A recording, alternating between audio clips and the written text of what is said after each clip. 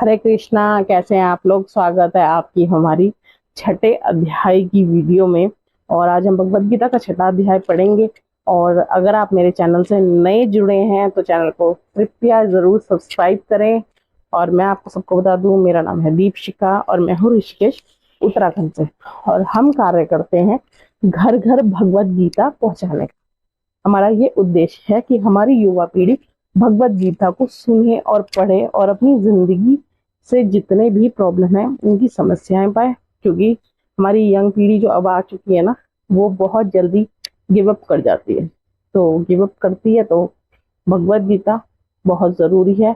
अगर आपके भी घर में आपका बच्चा डिप्रेशन में अगर है, डिप्रेशन का शिकार हो गया है, पढ़ाई की टेंशन है, तो जहाँ वो इतनी पढ़ाई करता है तो आप उसको एक अध्याय रोज भगवत गीता का जरूर पढ़वाएं।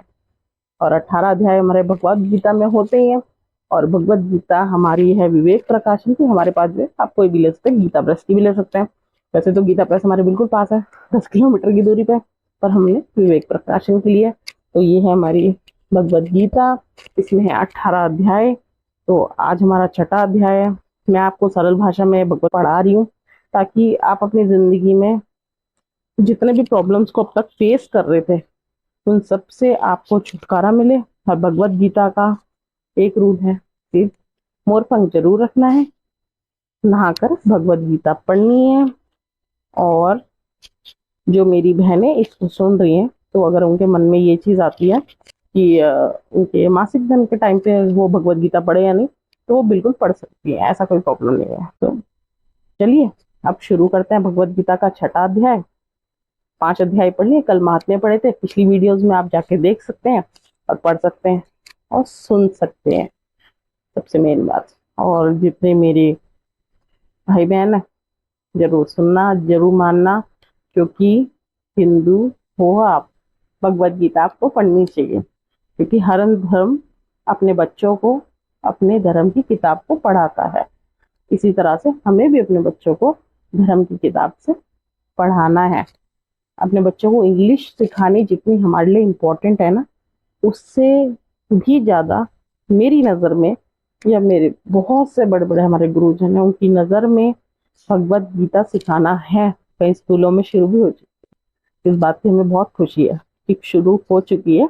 और बाकी अगर आपको कोई प्रॉब्लम चल रही है आप लोगों की लाइफ में, तो आप हमारे एस्ट्रो शिखा पे जाके उसके उपाय भी जान सकते हैं। तो ये वाला चैनल हमारा भगवत गीता का है। अगर कोई प्रॉब्लम है तो उसमें आप जाके कमेंट कर सकते हो, मैं आपको उसके सॉल्यूशन वहीं दे दूंगी। तो चलो अब शुरू करते हैं। श्री भगवान जी बोले, हे अर्जुन, मतलब श्री कृष्ण जी बोले अर्जुन जी से, जिसके कर्म फल में आसक्ति नहीं है फिर भी कर्मों को करता है, वह सन्यासी और योगी है। जिसने छोड़ दिए हैं वे कदापि योगी नहीं है। हे अर्जुन, जिसको सन्यास कहते हैं उसको कर्म योग जानो, क्योंकि संकल्पों का त्याग किए बिना कोई भी योग नहीं हो सकता। ऋषि मुनि योग प्राप्ति की इच्छा रखते हैं, उनके लिए उनकी साधना ही कर्म है, और उनका पूर्ण योग होने पर उनका ज्ञान पूर्ण होने का साधन उनके चित्त का समाधान है। जब मनुष्य विषयों के कर्मों को आसक्ति से छूट गया हो, संपूर्ण वासनाओं को उसने त्याग दिया हो, उसी समय योगारूढ़ कहा जाता है। आप ही अपना उद्धार करें और आत्मा के अवनत होने से रोकें। क्योंकि मनुष्य आप अपना मित्र और शत्रु हैं।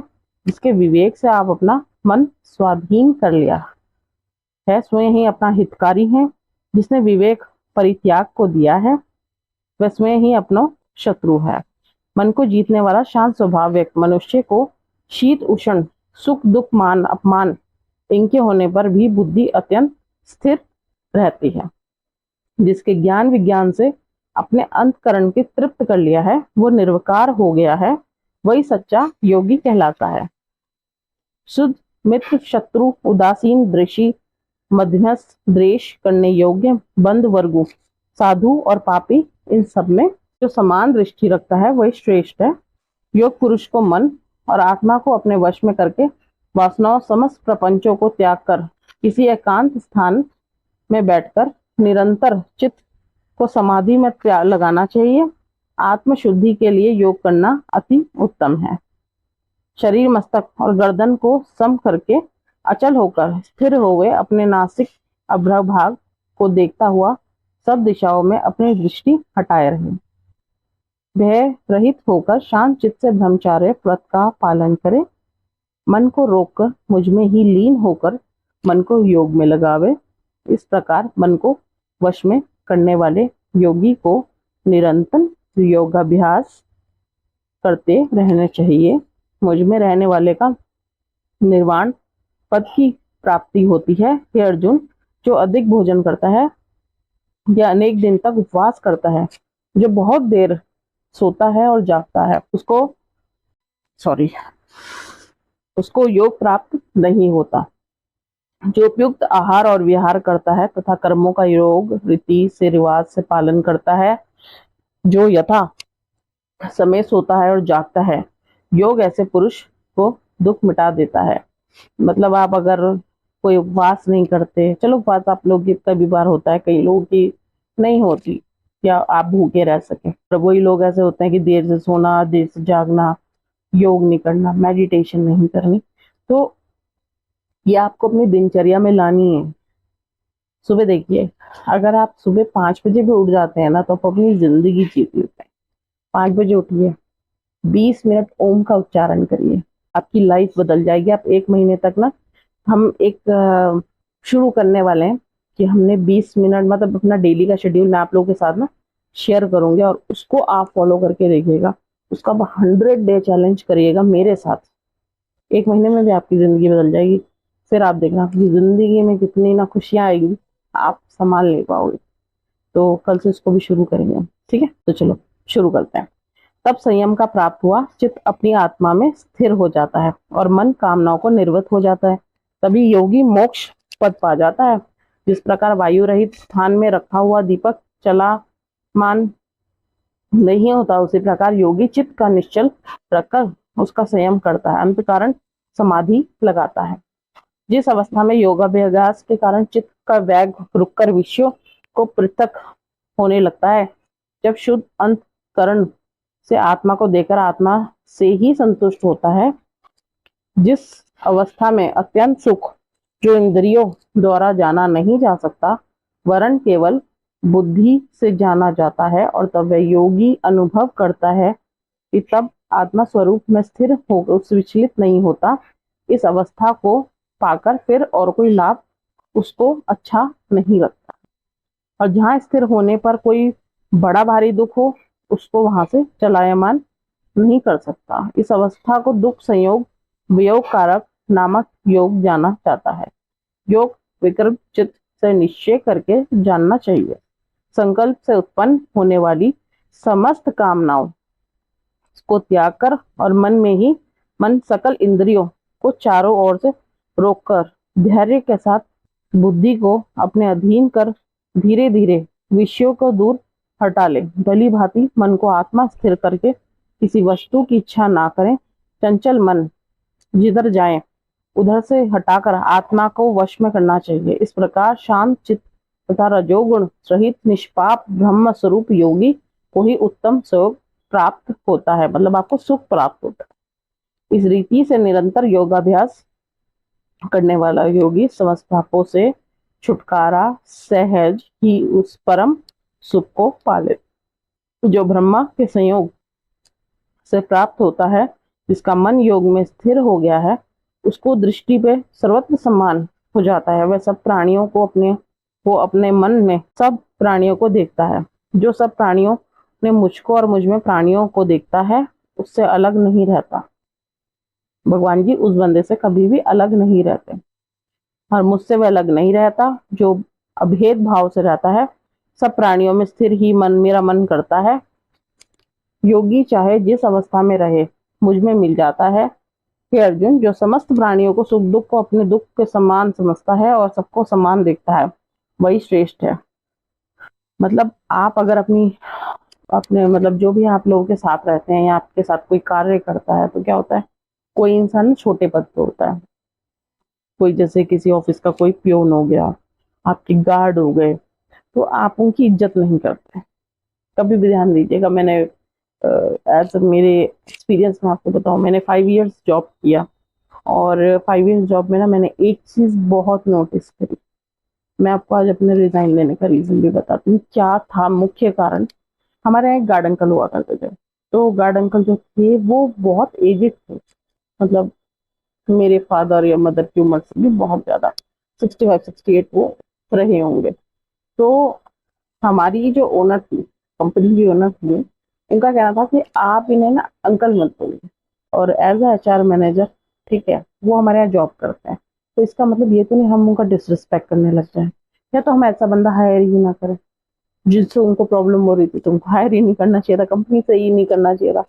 तो ये काम अपने पे हुआ नहीं, तो अपने को बोला, हमने बोल दिया फिर कि ऐसा है जी, आप अपना कार्यभार संभालिए, क्योंकि हमसे किसी की डिसरिस्पेक्ट नहीं होगी, क्योंकि हम जिस समाज से आते हैं उस समाज में ये चीज बिल्कुल निषेध मानी जाती है। और भगवत गीता में भी कृष्ण भगवान जी ने अर्जुन जी से यही कहा था, रिस्पेक्ट करिए, छोटा बड़ा कुछ नहीं होता, सब समान होता है, कोई जाति नहीं होती, छोटी बड़ी जाति कुछ नहीं होती, सब समान होता है। तो ये तो मन से ही भेदभाव बिल्कुल हटा दो, जाति होती है कुछ होती है या ऐसा छोटा बड़ा, ऐसा कुछ नहीं होता। आप अपनी जिंदगी में खुश खुश हो, अगर वो बंदा नहीं होगा आपका वो काम हो जाएगा। हर बंदे की अपनी इंपॉर्टेंस होती है। आपकी लाइफ में भी कई लोग ऐसे होंगे, आपके फैमिली मेंबर्स भी कई ऐसे होंगे जिनकी इंपॉर्टेंस होगी। आपके माँ बाप की इंपॉर्टेंस अलग है, आपके हस्बैंड की इंपॉर्टेंस अलग है, आपकी वाइफ की इंपॉर्टेंस अलग है, आपके ब्रदर सिस्टर की इंपॉर्टेंस अलग है। इंपॉर्टेंस को समझे। अर्जुन बोले, हे मधुसूदन, आपने जो ये योग बताया है, सबको अपने समान देखे, जो मन के चंचल होने के कारण उसको अपने दृढ़ स्थिर नहीं देखता। हे श्री कृष्ण जी, चंचल मन बड़ा ही हठी है, पराक्रमी और दृढ़ है, उसको अधीन रखना तो मुझे वायु को बांध रखने के ही समान प्रतीत होगा। तो क्या होता है, क्योंकि ना हमारा मन इतना चंचल होता है कि इसको सही में कंट्रोल करना बहुत मुश्किल हो जाता है। कई बार आप लोगों के साथ भी होता होगा, हमारे साथ भी हुआ है ना, जब इंसान शुरुआत करता है ना, तो किसी दिन ऐसा होता है कि यार नींद आ रही है आज रहने दो। कईयों के साथ ऐसा होता है। तो चंचल मन पे काबू पाना है। श्री कृष्ण भगवान ने कहा, हे महाभाव, इसमें संदेह नहीं है कि मन अति चंचल है और इसे वश में करना बड़ा ही कठिन है। तो भी हे कुंती पुत्र, अभ्यास और वैराग्य से इसे वश में किया जा सकता है। जिसके मन में वश नहीं है उसको योग अत्यंत दुर्लभ होता है। अर्जुन ने कहा, हे कृष्ण, जिसमें श्रद्धा तो है पर योग प्राप्त करने में सफल नहीं हुआ, जिसका चित्त योग विचलित हो गया है, वह योग सिद्धि न पाने से किस गति को प्राप्त होता है। श्री कृष्ण बोले, हे अर्जुन, यहाँ नाश नहीं होगा, पर लोक में भी नहीं होगा, क्योंकि उत्तम कार्य करने वाले किसी मनुष्य को दुर्गत नहीं कर होता। वे योग में सफल मनुष्य अब बहुत दिनों तक पुण्यवान को प्राप्त होने वाले लोकों में वास करता है, फिर वहां से किसी पवित्र धनवान मनुष्य के घर में जाकर जन्म लेता है। इस प्रकार जन्म पाना ही इस लोक में बड़ा ही दुर्लभ है, और कुरुनंदन ये योगियों के वंश में जन्म लेकर पूर्व जन्म के बुद्धि संस्कार अर्थात आत्मज्ञान को प्राप्त करता है। उससे अधिक सिद्धि के लिए योग अत्यंत करता है। पूर्व जन्म के योगाभ्यास के बल पे इनके विघ्न के पड़ने पर वह मोक्ष को प्राप्त होता है। योग की केवल इच्छा ही हो पुरुष शब्द ब्रह्मा के परे जा पहुंचता है। जो बड़े श्रम यत्न और योग अभ्यास करता है वे पापों से छुटकारा मोक्ष को प्राप्त होता है। बड़े तपस्वियों से योगी श्रेष्ठ है, जो शुद्ध होकर अनेक जन्मों को परिश्रम करके सफल होता है। ज्ञानियों से भी योगी श्रेष्ठ है, इसके लिए हे अर्जुन, तुम योगी बनो, केवल मुझ में ही मन लगाकर योग प्राप्ति के लिए जो मेरा भजन करता है उसको मैं समस्त योगियों से मन को श्रेष्ठ कहता हूँ। तो ये था आज अपना छठा अध्याय। श्री कृष्ण जी कहते हैं कि आप मुझ में मन लगाओ, आप मुझे मानो, मेरी चीजों को फॉलो करो, मैं आपकी जिंदगी में आपके साथ हूँ। तो हमने कान्हा जी में मन लगाना है। वृंदावन तो देखो कई लोग जाते हैं, पर वृंदावन में मन कितने लोगों का लगता है पता है? सिर्फ 20% या 25% लोगों का। क्योंकि आजकल जो चलन चल चुका है ना, रीले बनाना वृंदावन में जाके, ये बहुत कॉमन हो गया। और बस स्पेशल वीडियो शूट कराया जाएगा जो कि हमारे बाकी बिहार जी खुद देखेंगे। उसकी रोकथाम लगवाना चाहेंगे तो लगवाएंगे। केदारनाथ में जिस दिन से योग यहाँ पे ना हमारे ऋषिकेश से शुरू होता है, जिस दिन से रोकथाम लगी उस दिन से ना वहाँ भीड़ कम हो गई थी। तो आप लगा लो आस्था वाले कितने थे और दिखावे वाले कितने थे। 16 किलोमीटर का ट्रैक तो आप कर लेते हैं, क्यों? आपको एक रील चलानी है, उसको आपको वायरल करना है, तो रीले वायरल करो यार। सोशल मीडिया आजकल हर कोई चाहता है उस पर फेमस होना। हम भी वीडियो बना रहे हैं, पर किसी मंदिर में जब जा रहे हो ना, तो जरा वहाँ आप थोड़ा सा ध्यान रख के चले कि आप भगवान की आस्था के लिए जा रहे हैं, आप कहीं रीले बनाने नहीं चाह रहे हैं। एक आधी फोटो देखो, हर बंदा क्लिक करता है, ये कॉमन सी बात है।